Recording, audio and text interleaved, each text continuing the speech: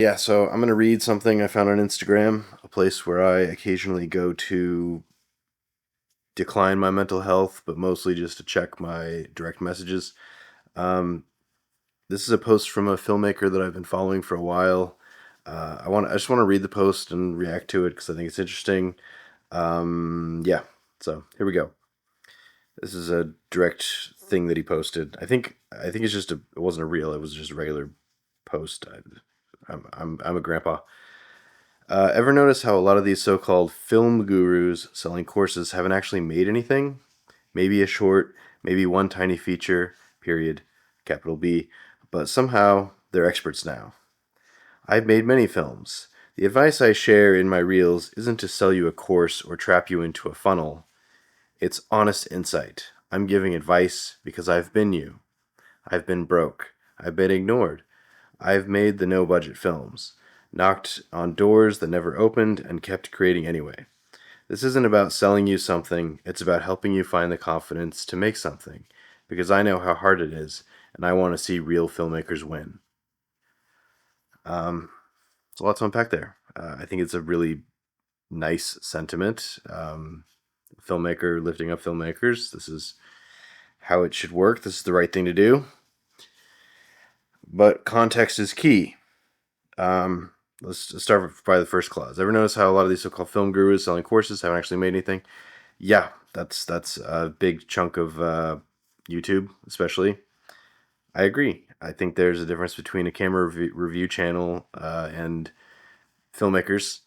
Um, it just is. Filmmakers make stuff. Camera review channels review tech, review cameras. I agree. I don't have a problem with that. Selling courses. Um, I don't know. That's interesting because it says maybe maybe they've made a short, maybe one tiny feature, which is kind of condescending, I have to admit, because making anything is incredibly hard and making a feature is next to impossible. So, but somehow they're the expert now. Um, yeah, they're selling courses.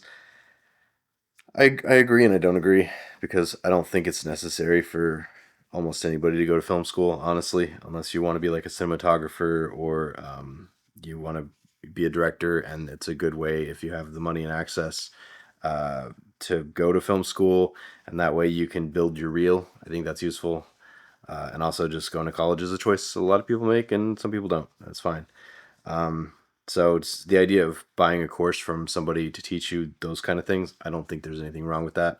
I do see where he's talking about sort of in the scam territory where it's these people who don't actually do the thing they're teaching. I agree. I think that's gross and pretty pervasive in YouTube. I agree. Second thing, he says, I've made films. The advice I share with my reels isn't to sell you a course or trap or funnel. It's honest insight. I'm giving you advice because I've been you. I will get to that clause in a second, but I think I want to continue on. He goes, I've been broke. I've been ignored. I've made the no budget films, knocked on doors that never opened, and kept creating anyway. Now, this is where, because I know who he is and I follow him on Instagram, I'm a little cautious because he's saying I've been you. I've been the filmmaker who's struggling, who's been broke, blah blah blah. Um, he's a child of the industry. I think the word most people recognize is nepo baby. He's a nepo baby. He's the son of an Emmy award winning writer producer. Um, yeah. So he really hasn't been broke. He really hasn't been struggling and alone and without access the way most people trying to break in are. That's just not true. I don't necessarily begrudge that specifically because I do find that most people who are a product of nepotism just are incapable of realizing how nepotism works and how it helps them in I was working a job in a production company years ago, and I'll admit it was not a job I enjoyed, but I had been there a long time. I thought I was a company man, but I was surviving. It was not a great experience, but I was surviving. One of the other people there, who I think he came in as a receptionist, which was sort of the way into this company. and then he sort of parlayed that into being an assistant, but not really. I don't need to get into that. But in the middle of that, I train receptionist. This guy is not a receptionist anymore. We have a different receptionist. She's young. She's new.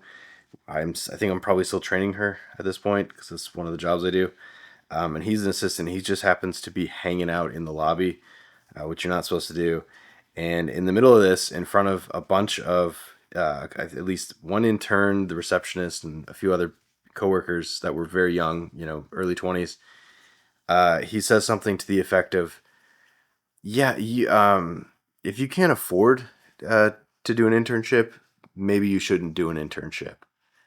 And I lost my cool so quickly. Fortunately, I just didn't move, and the whole group of the five of them noticed me losing my cool. And I think I said something to the effect of, "You need to go. You need to go away now." And he sort of chuckled it off, and then read the room a little bit more and saw how I don't even know what I would say upset I looked. I don't know because I'm not an extremely expressive person, so I very well may have looked like I was going to off the dude, which I wasn't. I was just so blind with anger and confusion that it was hard to process. But yeah, that wasn't my first experience with a nepotism person, a nepotism hire. But that seemed to like really nail the head, hit the head on the nail, whatever the phrase is. Uh, I mean, he's obviously a pretty pervasive example, but just like if you've never experienced resistance in whatever you're trying to get into, and you're around people who have, you sound incredibly tone deaf. It's just what it is. So getting back to the person making the Instagram post, I've been broke. I've been ignored. I've made no budget films. I've been broke is not exactly true. Because I've been you. That's definitely not true. He's a child of the industry, a child who had his dad and mom had pretty successful careers. His dad, very notably so, made the Hollywood Reporter when he died. So that's how famous that guy was. Um, so yeah, I think it's fine to offer being a mentor, being a guru, being someone who said I've made this many films. That's my resume. I think that's totally fine. But when you're selling yourself on, I've been you, I've been there, I've suffered, I've been broke. Uh, Go fuck yourself. You didn't. Yeah, and the fact that you can't realize that makes me understand everything I really need to know about you. Admittedly, I haven't met this guy in person. I don't expect to. I would definitely recognize this guy because I follow him enough on Instagram that if I ran into him, I recognize him. But at the end of the day, his experience is that of a person who he got through uh, because of his connections, because of his parents, because of his dad specifically, and the fact that he seems unable or unwilling to acknowledge that and still pass himself off as like a self-made kind of person is just gets the heckles up, just because it's like I've I've worked with this person every stage of my career. Sometimes you get a J.J. Abrams where they're a child of the industry, but they're actually awesome, and they're inclusive, and they're participating, and they hold the door open for people, and they actually have an interest outside of themselves. And then you have people who are, in my opinion, presenting themselves as such, but in the reality, they're not because they lack the one thing that you have to have the ability to see outside yourself, which is, the ability to see outside yourself, self awareness. That's what it is. So, do I think this person in saying, "Hey, I'm attacking film gurus and they're fake teaching stuff," and here's my resume. I've made all these films. I've been you. I've been broke. I've been all this stuff, and my Instagram is about helping you guys. Do I think he's wrong? No. Do I think he's incredibly misrepresenting himself, partially willfully, but also he's a nepotism baby and he just doesn't get it? 100%. Um, and I made the huge mistake of just seeing what he's done lately. I went onto his Wikipedia, other than seeing that his dad passed, RIP. Apparently, his dad was beloved. I had recognized the name, so that's something. Um, his 2012 film, I can't say. I'll just put this on screen. His 2012 film was banned in the UK for being um, hate material.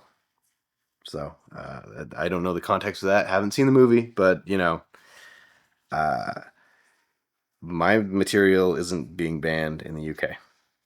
So I guess that's a feather in my cap against this nepotism baby, right? What else? Anything else? No. I think he said he's directed 27 movies. Um, Good for him.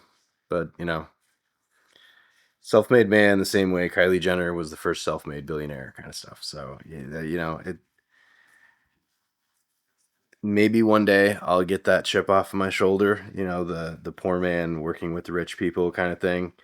Because I am acknowledging and grateful every day of just how good my ride has been, being what it is. But at the end of the day, you know, when you work in an industry like filmmaking, you come across vastly different levels of wealth, usually in the upper levels, a lot of times.